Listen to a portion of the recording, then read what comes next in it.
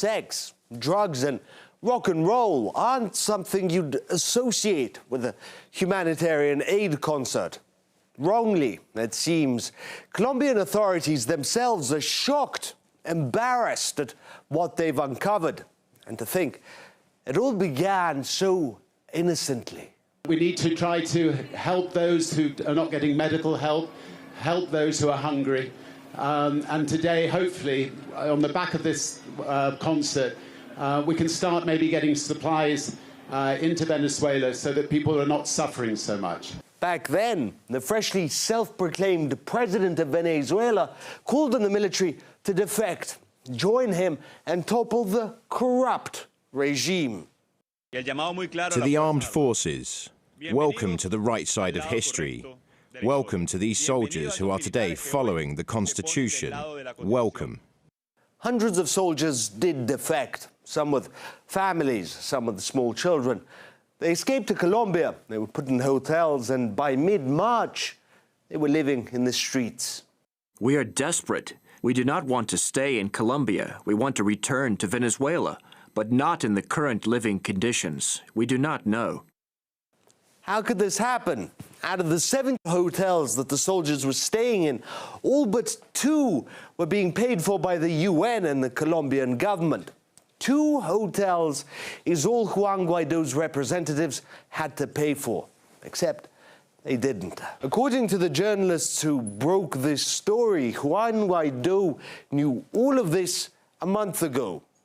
We couldn't allow for any bad managing of money to overshadow what has been a big effort on the part of all Venezuelans. That's why as soon as we had the information about the ongoing investigation, we decided to send it straight to every impartial authority.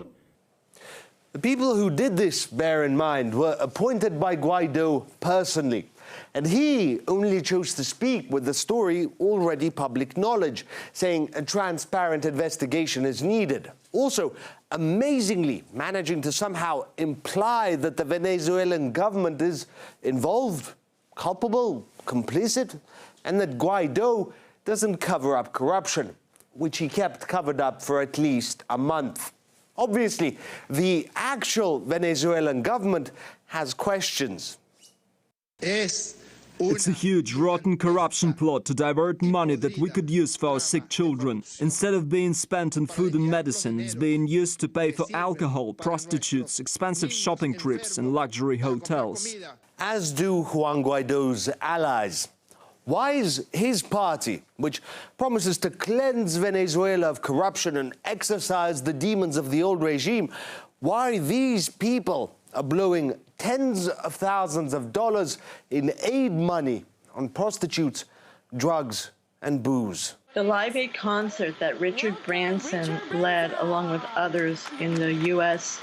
pro-coup attempt of February 22nd and 23rd, was a complete failure. For Juan Guaido's forces inside of Venezuela and in Colombia have been using the money to enrich themselves for luxury stays in 5-star hotels.